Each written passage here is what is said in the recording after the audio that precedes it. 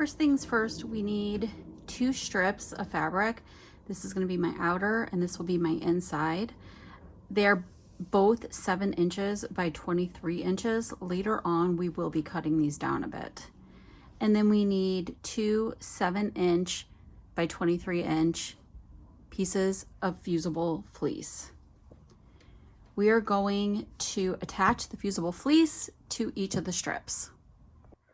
So I have attached the fusible fleece to both sides, and I'm going to go ahead and just quilt these. Now I have both of my pieces quilted, so I am going to fold them over, and I'm going to trim them to 6 inches by 11 inches so that when I open them up, they're both 6 by 22. So 11 inches.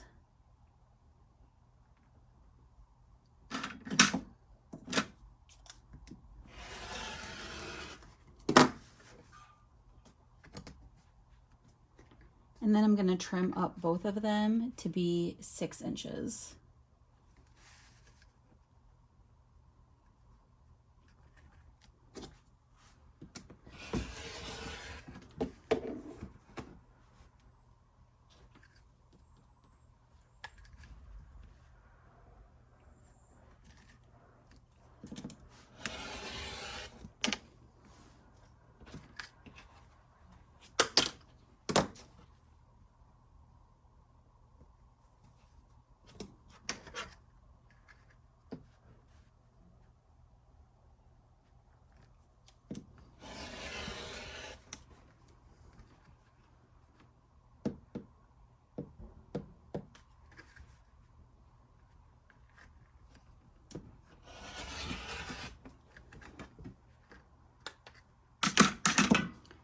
This is going to be my front, the cover of my binder, and this is going to be the inside of my binder. I didn't care too much about the quilting on this one, as we're going to cover it all up anyway.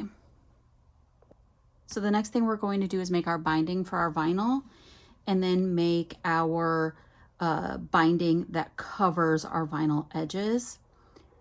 What we need are 3 8-inch by 1 3/4 pieces. We need 6 7-inch by 1 3/4 pieces, and then 2 7-inch by 1 3/4 pieces. So now what we're going to do is take every one of these pieces, and we're going to fold it to the center and press. So 6 of our 7 by 1 3/4 and 3 of our 8 by 1 3/4. We're going to fold them to the center and then fold them in half and press. We're going to do that for all of these.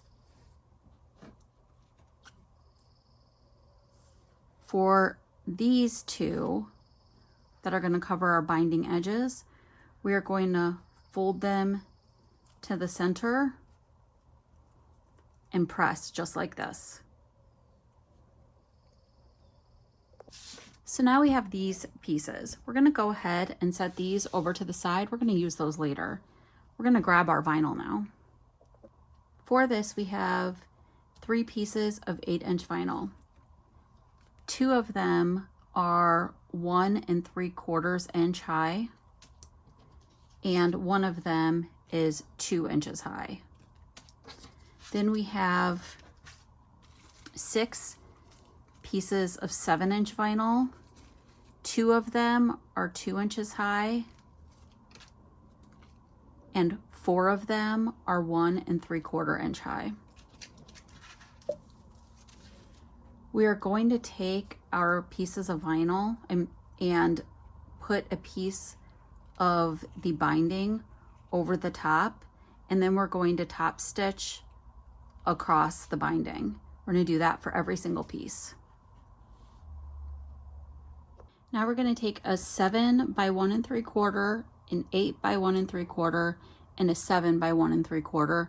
Line them up across the bottom, and we're going to sew them down at the bottom. You can do a 1/8 inch to about a 1/4 inch, a little less than 1/4 inch. Now 3/4 of an inch from the top, I am going to sew down 7 by 1 3/4, an 8 by 1 3/4, and another 7 by 1 3/4. You can go ahead and take your ruler and line it up.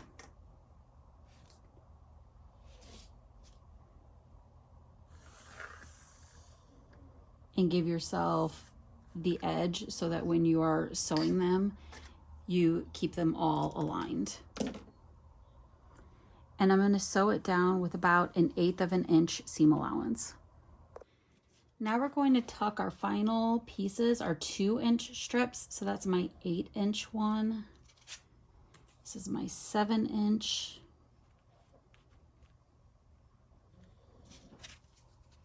And my 7-inch. And we're going to tuck those in there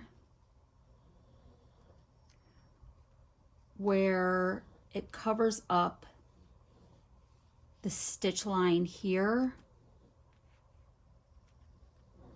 but its stitch line is hidden by the one below.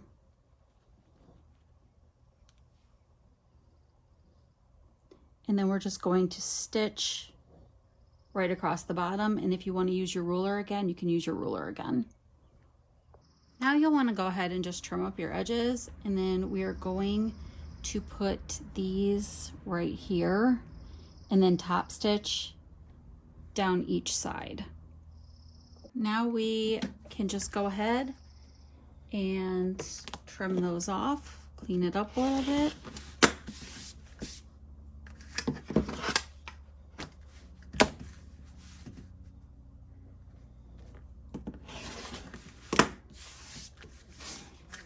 And now I'm going to make my pockets.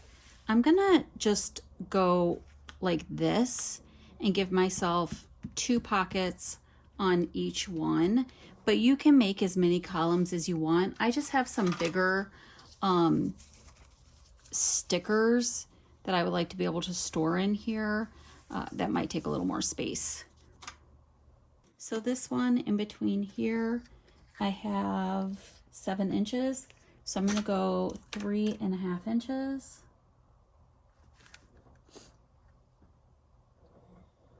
3.5 inches. 3.5. And I'm just going to sew from here to here. On these, I have, there's going to be a binded edge here, so I'm going to discount a little bit of it. But I have approximately 6 3/4 of an inch. So I'm just going to do 3 inches. But again, you can make these, you know, however, these columns, however big you want to make them. So now I have my inside made. I'm going to put my outside on the back, and then I'm going to fold it to find my design area. This is my design area. So I am going to put a pin here, and I'm going to put a pin here, and that's what I have to put any type of embellishment, keeping 1/2 of an inch at the top and the bottom because that's where my binding is going to go. So I am just going to go take, oops, this,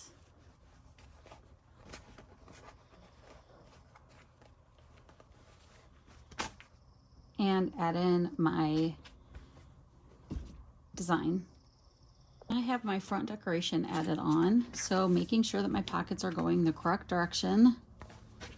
I am going to put these wrong sides together, just like that. And then I'm going to just trim off any excess that may have occurred while we were piecing any of this, and just get it all nice and tidy and squared up. Okay, so now I'm going to take my 2.5 inch by 72 inch piece of fabric. I'm going to fold it in half and press it. So now I'm going to, with my 2 layers wrong sides together, I'm going to go ahead and attach my binding through all the layers, but I'm going to attach it to the interior using my sewing machine, and I'm going to do about, I'm going to do a 1/4 of an inch attachment all the way around. And I'm going to do it just like I would do a quilt binding. Sorry. So now we have our binding down. We're going to take our two 1.5 inch by 22 inch strips, and we're going to fold over the edges about 1/2 inch or so. And then we're going to fold to the centers and then fold in half. And then we're going to stitch that closed on both strips. Now we're just going to take the raw edges and put them right in here. And you can go ahead and just stitch those down.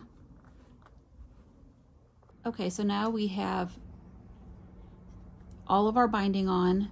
We're just going to take one of these, it doesn't matter which one. We're going to flip it over our binding, and we're just going to stitch it down.